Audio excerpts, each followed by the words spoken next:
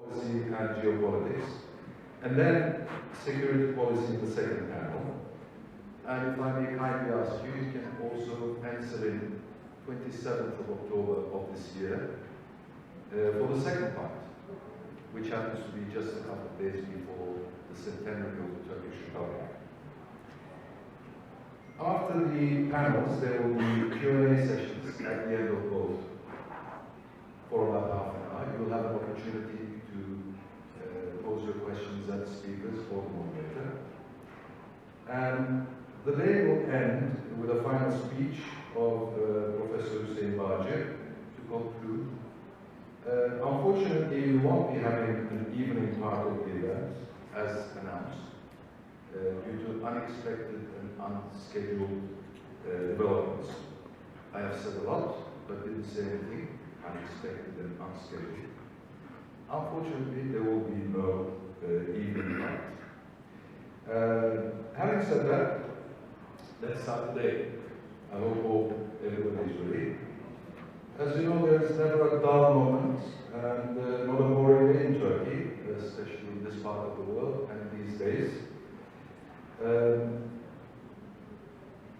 Today we aim to contribute to the debate on foreign and security policy with, as we've seen in the program, distinguished scholars and senior experts in their fields.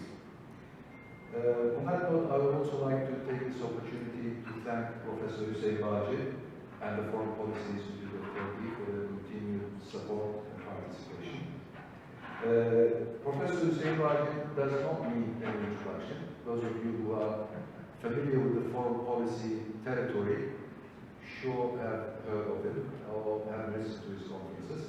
And on that note again, Professor, the floor is yours for your opening remarks.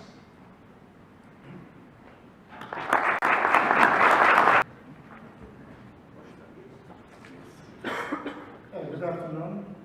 Not only for now, but also for the 100 years foundation of Turkish Republic, looking forward to the future. And definitely the participants here are very high qualitative people who know what is going on in Turkey and outside of Turkey. So it will be, I hope, a contribution, a food of thought for you. We will try to answer some questions in your mind. We will try not to answer everything, but create new questions in your brain. And of course, when we get some questions, we will try.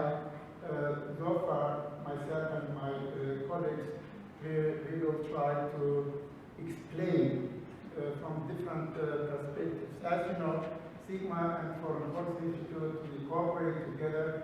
We are not a government organization. We are above the state. We are about the government. We try to be objective, analytical, and provide you sound information and knowledge. And this is what our Institute, Foreign Policy Institute, does since 1974. While my dear colleagues said that we should take the note for 27th of October this year, I would suggest that those accommodative corps particularly make a note for next year, 22nd of October 2024, we will celebrate 50 years existence of our foundation as Foreign Policy Institute is the first non-governmental organization in Turkey. And I know how difficult it is to have this responsibility, but with your help, with your contribution, it will be great. So thank you again that you are here, and I definitely expect today a very lovely and lively discussion from different perspectives of Turkish foreign security policy, and be sure that we have the best experts in our discussions. Thank you very much, and see you in a few minutes.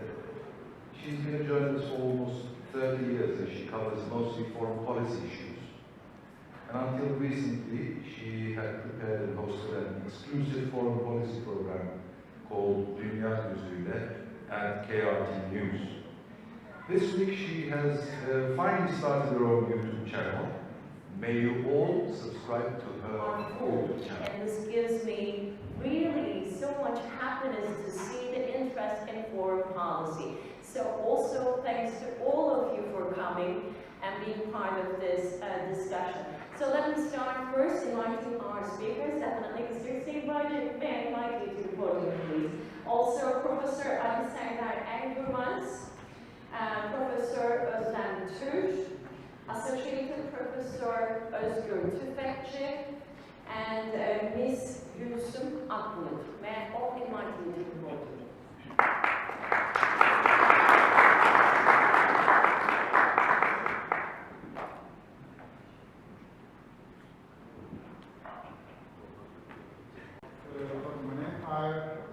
Having 700,000 square kilometers, a couple of millions of people, and it was definitely geopolitically and geostrategically important, but not as it is the case today. Why? Because as Friedrich Hegel, the German philosopher, used to say, Zeitgeist, spirit of time, is very important. 100 years later, the world is not the same where Turkey found herself 100 years ago. Turkey is not the same as before. And what is more important, is Turkey a country which builds bridges or walls? In this geography, it is very difficult to build walls. We can build walls as we do at our border to Syria, but bridges are much more important. This bridge example is interesting. David Logan, the former British ambassador to Ankara, he was just talking 2 days ago in the Istanbul Security Conference.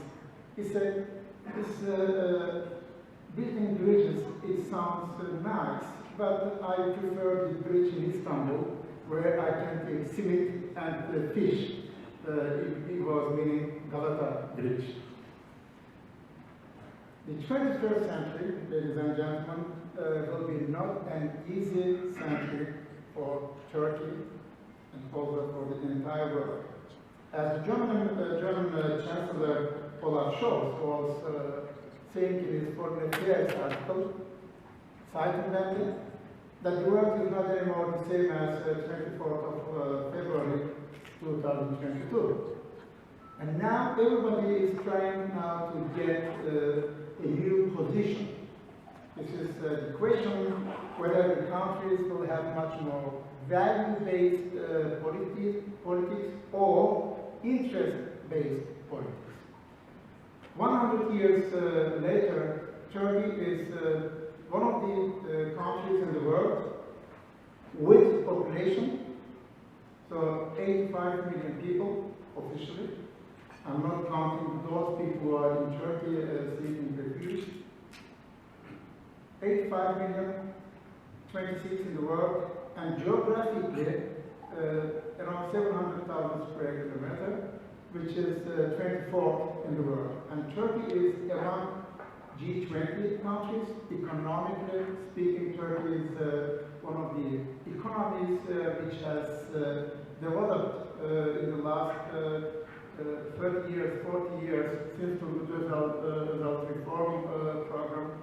And Turkey will be also in the future one of the countries not only binding two continents, or Europe and Asia, but also, as I discussed with my dear friend Gürbe, that Turkey is making also policy on other continents. Continentalism in Turkish foreign policy is now a new terminology which we will use. That Turkey is in Africa, Asia, and Latin America. Turkish Airlines flying to entire world next year to 380 destinations as a soft power, which is very important. And what is maybe more important, now the global powers, whether it's China or America or European Union as institution and the European countries, or Russia, They cannot ignore Turkey. They cannot neglect Turkey. Turkey is not a negligible power. My dear colleague from my department, Medina Altunşık, was publishing recently an article with the title, Turkey as a Modified Regional Power. What it means, modified regional power. Turkey is 100 years after her foundation, is the one who is also investing in defense industry. We call it defense industrial military complex. Turkey is one of the countries having a lot of challenges, but at the same time providing a lot of opportunities, not only for Turkish people, but for the entire regional countries as well as global powers. So how the question will be how Turkey will be assuming and taking the place in the 21st century.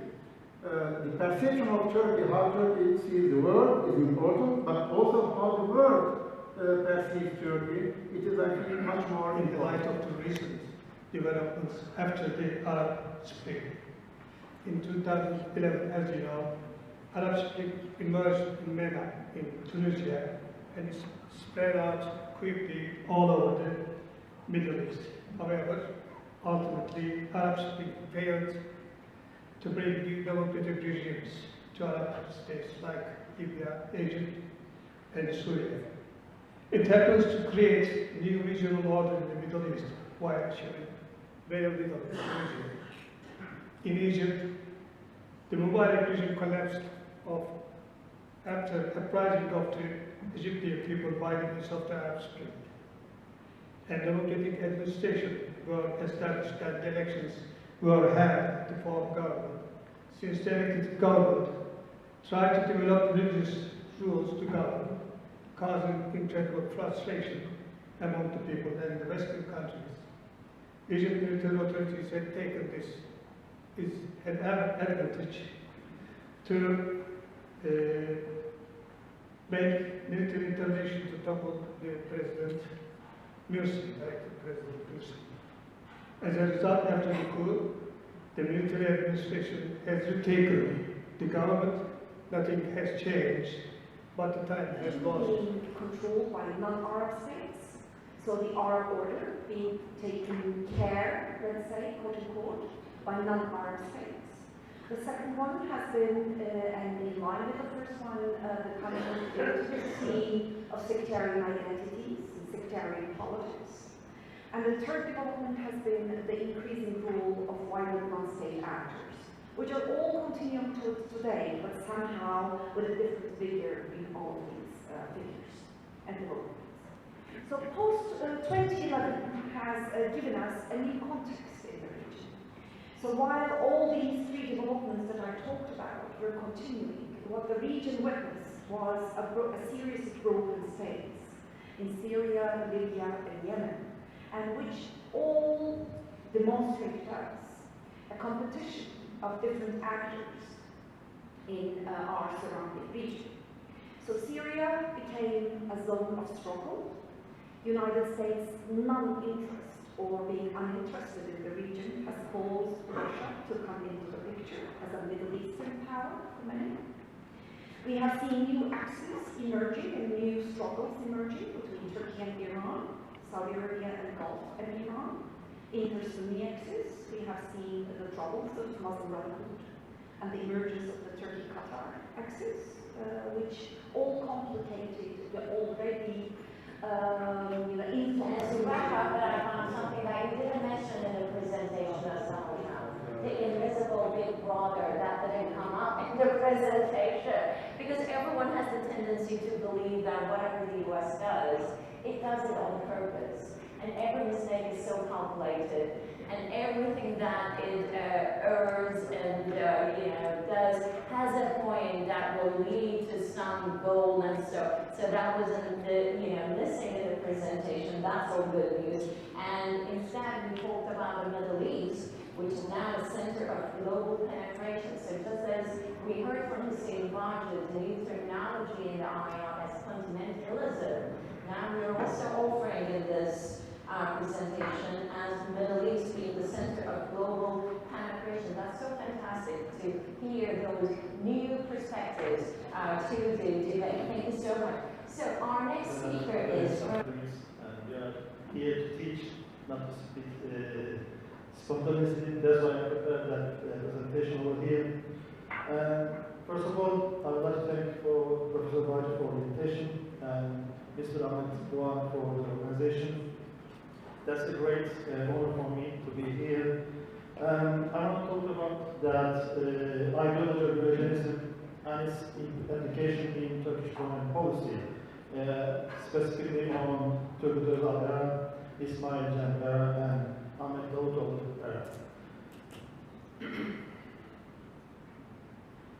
Think about that. You are living in an empire and your state is about to collapse. And as an intellectual, you need to come up with an idea. And these three men came up with an ideology. At the end of the day, thank God, we have an ideology to study on. That is called Eurasianism. From now, we can call that classical Eurasianism. And when it comes to the 1990s, we are going to call that Neo-Eurasianism. Nikolai Trubetskoy, Savitsky, and Suvchinsky, they were three intellectuals. Turkish economy, I will focus on what is going on in the global economy. I would like to say that I was Director General when I was working at the Turkish Treasury, and my department was responsible for still that department projections. What will happen in Turkish economy? Growth, inflation, export, import, current account deficit. So before analyzing what is going on in Turkish economy, we were focusing on what's going on in the world economy. Because we are living in an interdependent world, and we have to analyze what is happening outside. Therefore, first I want to focus on what is going on in the world economy. We economists always follow the developments of World Bank IMF meetings that just happened in April, and these meetings enlighten us their projections about the global economy. And interestingly, now we are diverging from just economic analysis, but we are seeing foreign policy issues in economic projections. It was really interesting because why? Because of we lived 2008 financial crisis. We lived 2020 COVID-19 crisis, and we have now Russian-Ukraine invasion. And these developments affected the functioning of the world economic order. Although United States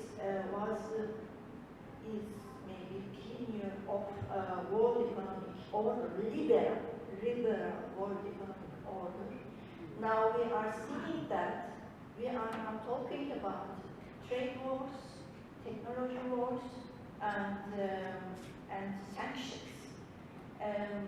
So things have changed, and it seems that it will change in the near future. And the result of the meeting of World Bank and IMF meeting and the projections of their for the next 5 years, medium-term projections, is not so promising for our next 5 years. But somebody has to remind me that time is over. It's a problem. Remind us. I would like to talk now about Turkey's relations with the European Union and the United States of America, which is problematic and not anymore value-based, and people think but interest. Of course, the United States of America is the biggest ally of Turkey. Turkey is in the radar of America in the global context. We have troubles with America historically from the very beginning. It is called anyway the Troubled Partnership, as George Harris in the early 70s published the book Turkish and American Relations, the Troubled Partnership. We the Turks and the Americans are like this, like a very long years couple married couple. On the day they have so many different views, they debate, discuss, but in the evening they share the same bed. I don't know whether they have sometimes the same dreams, but definitely they sleep together. The question is here how the American administrations, since 1945, when Turkey was deciding to go to America, and it was a choice, of course, by Turkish President Centenary, the second founder. And he was taken in 1945, May 19, here in Ankara, at the Hippodrome. He said, I trust the Turkish youth that Turkey will be a democratic country, peace-loving nation. This is the jargon from the 40s. And Turkey is one of the founders of the United Nations, one of the 15 countries. This is why Turkey declared war to Germany. But the problem was, we forgot, besides Germany, was Liechtenstein we declared war. Technically today we are at war with Liechtenstein. But the people forget to close this and still open. So but Liechtenstein can defeat us only in the soccer games, what they have done. But of course, military is not something